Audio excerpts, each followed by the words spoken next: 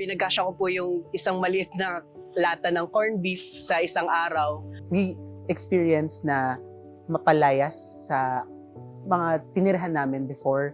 Pinasok po ng mga magulang ko lahat ng trabaho pwede nilang pasukin. Traumatized po talaga ang marami sa Eastern Visayas dulot ng bagyong Yolanda. And there were times where I didn't feel like I had the time to just take a break, take a breather, and relax. I wanted to make change beyond myself. The constant voice of criticality or doubt that creeps in. Kahit passing grade na lang, Lord. This freedom and independence, it demanded a special kind of discipline.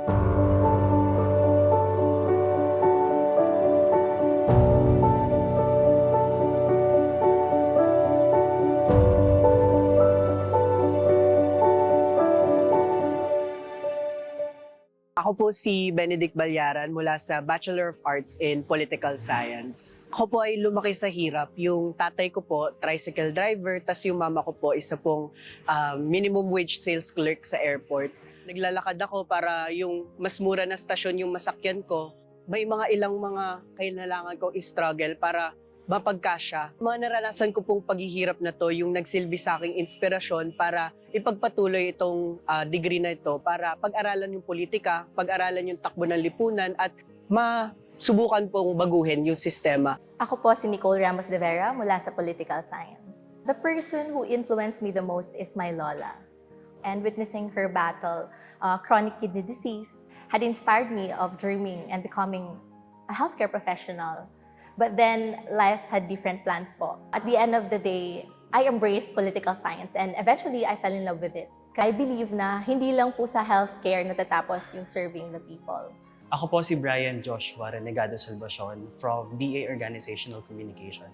Parehong parents ko ay mga high school graduates lamang. So the opportunity that they had to miss are the opportunities that we have to live without. Nanay ko, naging labandera po siya, sales lady, factory worker. Ginawa nila lahat ng mga sacrifices na yun para lang may mapagpaaral at may mapakain sa aming apat na magkakapatid po. And that kind of sacrifice forced me to be excellent academically.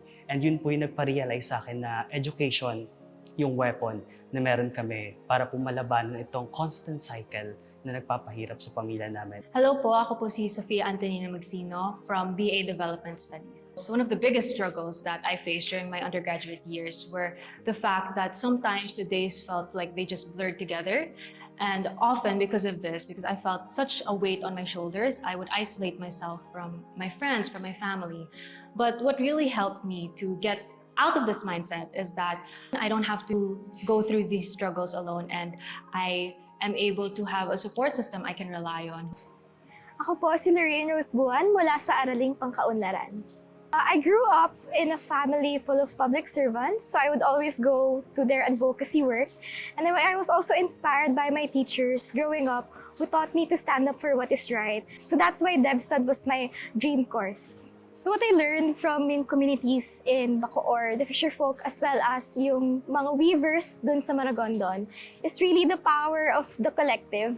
Nothing is really impossible as long as your struggle is with the people around you, that you join in solidarity with them. Hello, ako po si Carmela Maria Dioco mula sa Araling Pangkaunlaran or Development Studies Program.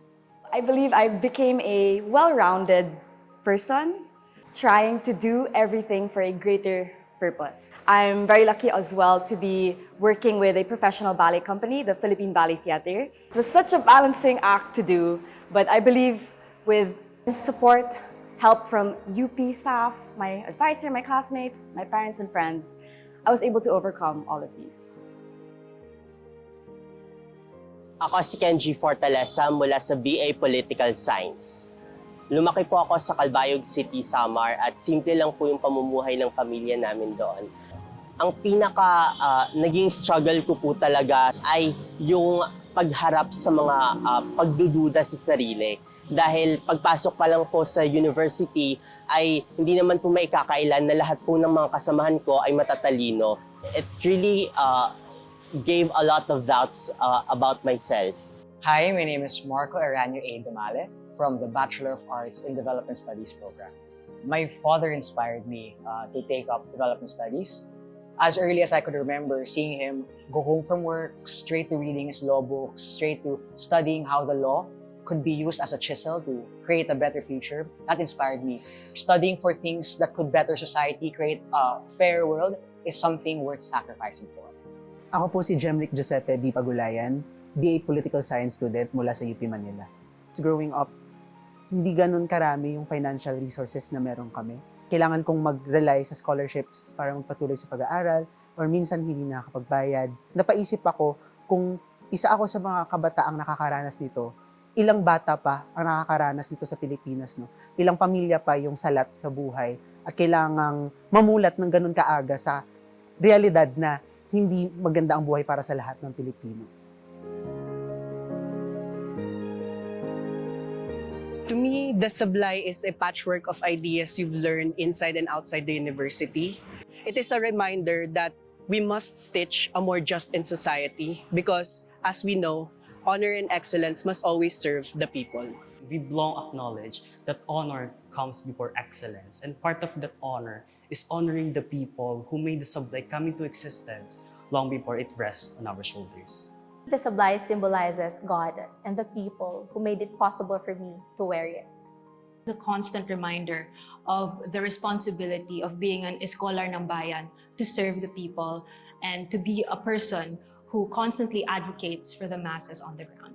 The Sablay is a symbol of one's resolute willingness to be uncertain. And this Sablay that hugs us also comforts us that it's okay to live in a world of uncertainty. And it is precisely because the future is uncertain. Try to forge a world where uncertainty can be synonymous with hope. The Sablay is really the communities that I've come across throughout my years in UP, the broad masses of the Filipino people. Tanda rin ng pagkasukbit nito sa ating mga balikat na isa itong panata na patuloy tayong maglilingkod sa bayan. Kaya hanggat nakasukbit ito sa ating mga balikat, naway patuloy nating ipakita ang ating dangal, husay at paglilingkod sa bayan. Sinisimbolo nito ang struggle ng mga kabataang katulad ko na ipagpatuloy ang kanilang pag-aaral kahit na yung panahon, yung mga nangyari sa kanilang buhay ay hindi gaano kagandahan. Pinagpapatuloy nilang kumilos para sa kanilang mga pangarap. Ang sablay ay simbolo ng pag-aalay ng sarili. Simbolo ito ng lahat ng pagsisikap, paghihirap ng lahat ng mga tao na nagbigay daan sa akin para maging isang iskolar ng bayan sa masang Pilipino. Kung kaya, simbolo din ang sablay ng aking pag-aalay ng sarili para sa bayan.